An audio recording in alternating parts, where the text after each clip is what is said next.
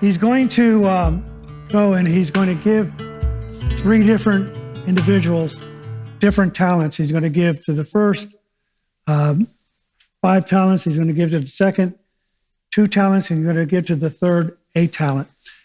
And as we look at this, each of the men who he receives talents from recognize that they're not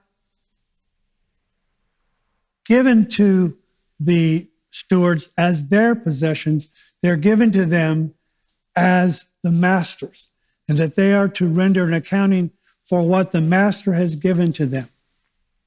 And the master is going to leave, and then he's going to come back, and he's going to determine when the best time is for that accounting, and they're not going to be sure when that is. And so, you ready to go? Okay. For it was just like a man about to go on a journey who calls his slaves and entrusted his possessions to them. So notice, again, it's his possessions. He does not give them to the slaves. To one he gave 5 talents, to another 2, and to another 1, each according to his own ability, and he went on his journey. And immediately the one who had received the 5 talents went and traded with them and gave 5 more talents. And so we see that the first steward, the first one, didn't wait to start trying to increase the talents, to increase those values. Now, in today's world's money, it's somewhere between $1,000 and $30,000. So we're not sure, but it's a large amount of money, especially for those periods of time. And so the steward immediately starts investing those proceeds for the master. In the same manner, the one who had received the 2 talents gained 2 more. And so again, we see the same, the one who had got 2 talents made an immediate efforts to start investing and increasing and multiplied. So the one with 5 increased by 100%. The one by 2 increased 100%. But he who received the 1 talent went away, dug a hole in the ground, and hid his master's money. He didn't do anything. I guess it was better than stealing it, but he just put it in a hole.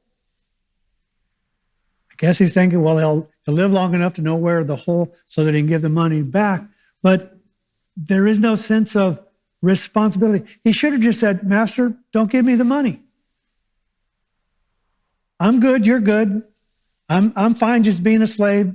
Don't give me your money. But instead, he dug it and put it in a hole.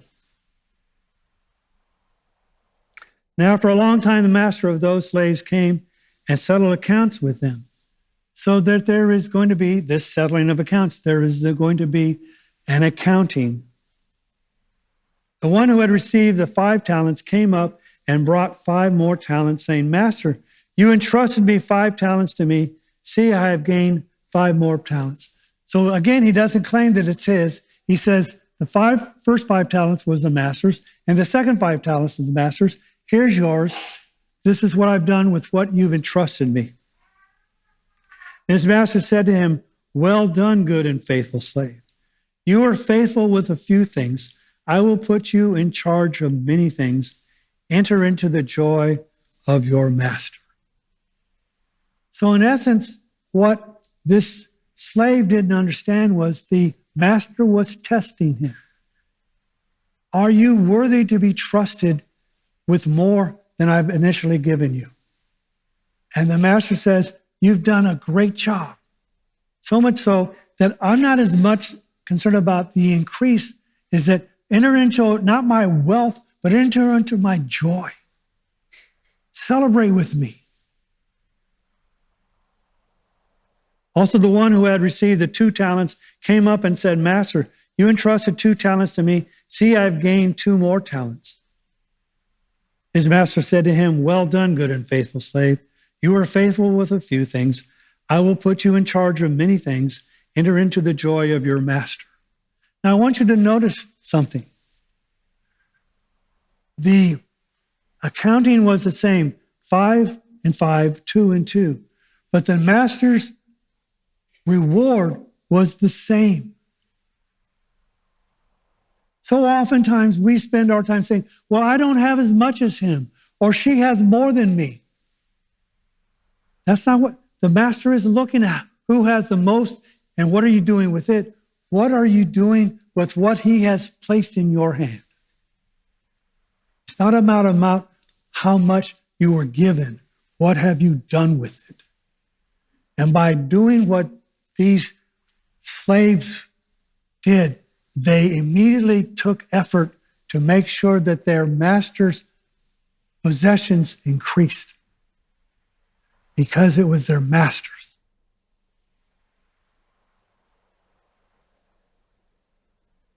And the one also who had received the 1 talent came up and said, Master, I knew you to be a hard man, reaping where you did not sow and gathering where you scattered no seed. As again, then he should have said, I don't want it. I can't comply with what your demands are. Don't give me any because I will fail miserably. No, he took it and he buried it in the ground. And so many people take what the master gives us and just bury it in the ground. And I was afraid, and I went away and hid your talent in the ground. See, you have what is yours. Master could have taken it with him. But his master answered and said to him, You wicked, lazy slave, you knew that I reap where I did not sow, and gather where I scattered no seed. Then you ought to have put my money into the bank, and on my arrival I would have received my money back with interest. You should have done something with what I gave you. You just simply put it in the ground. Therefore, take away the talent from him and give it to the one who has the 10 talents. So he takes it from this one, and now the one who has 10 has now 11.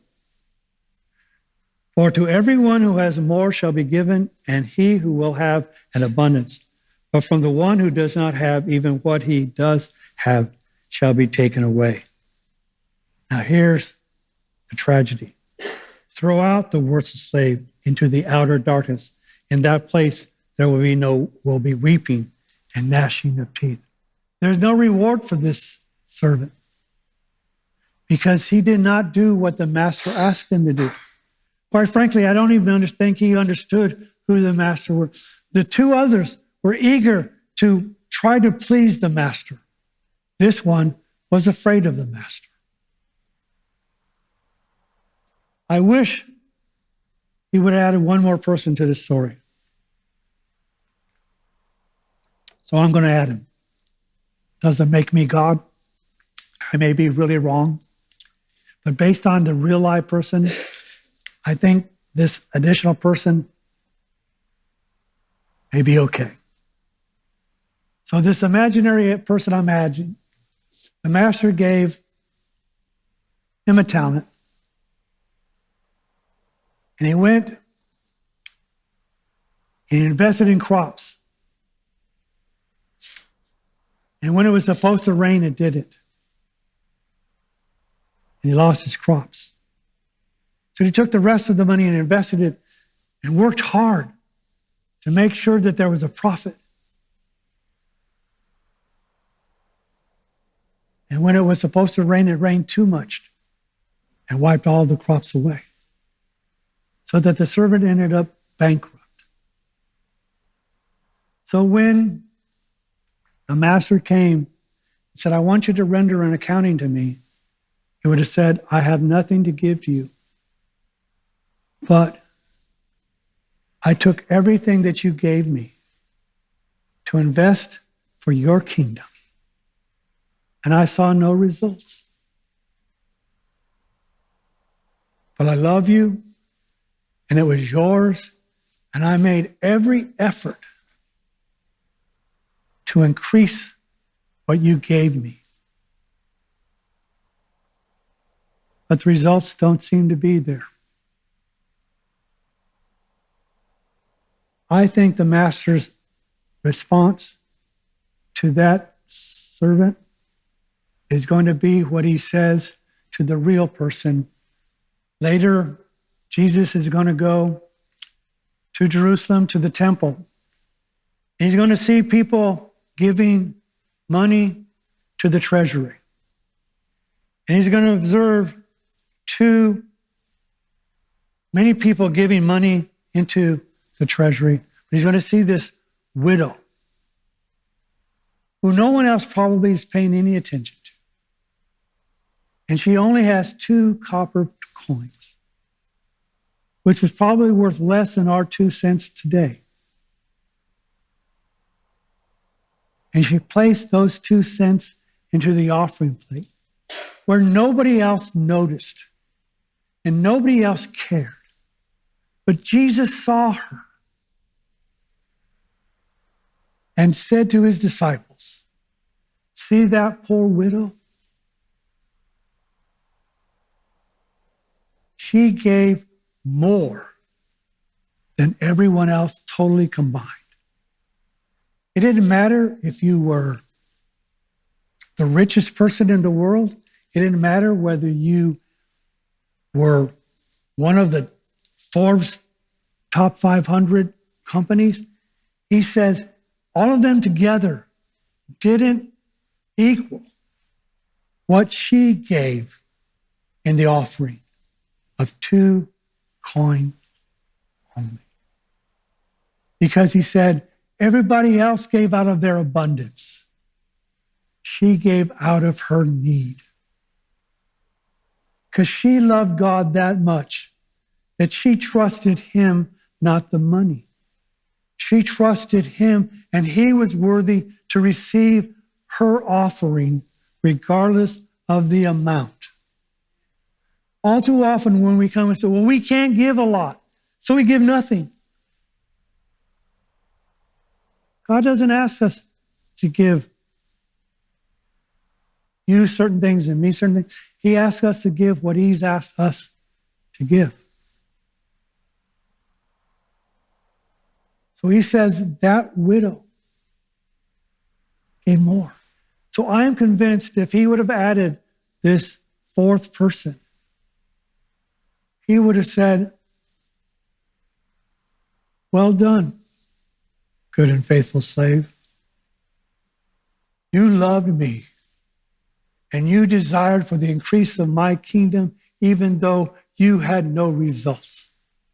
Because I'm not looking for results. I'm looking for your heart and what you do with what you have. And simply because you may not be the most successful person in this world doesn't mean that I don't love you any less. And that I want you to enter into the joy of your master because you love me and you gave yourself for me, that my kingdom might increase. And yes, you failed.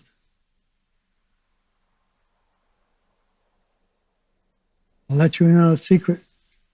There are more of us who fail than succeed. There are more of us who return less than what we were given than what he gave to us. And so you can take a look at this talent and look at your talents, your abilities, or you can look at your money, or you can look at whatever. I want you to take a look at your life. When the master comes, whether it's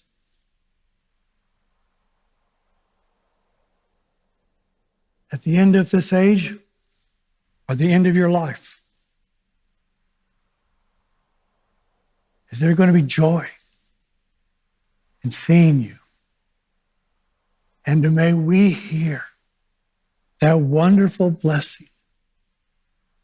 Well done, my good and faithful slave. Enter into the joy of your master. This is the first Sunday in about 53 years.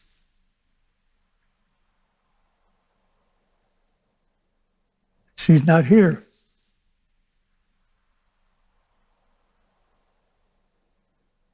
I am convinced she heard, "Well done, good and faithful slave. And my prayer for me and for each one of us, that we might hear this very same thing. Now,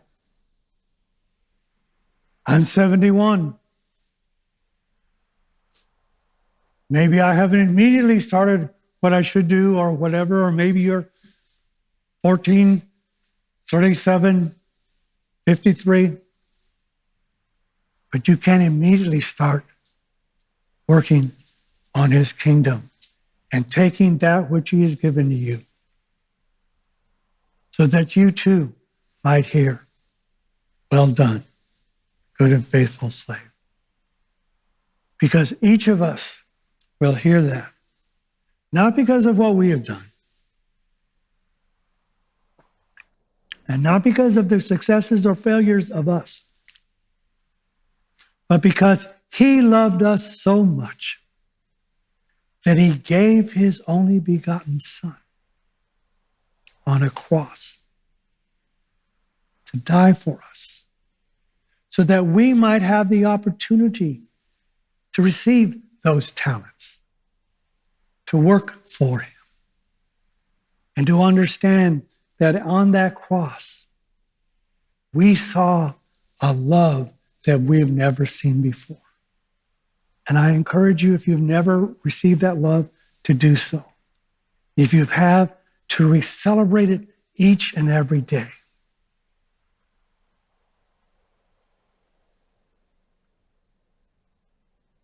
Because our world today loves all the clickbaits and all the likes and all the social media and all those things. And there's going to be, and you may be successful, and there may be millions of people who think you're wonderful. And then there'll be millions of people who think you're terrible. But the Lord our God is the one whose opinion counts. And all God's people said,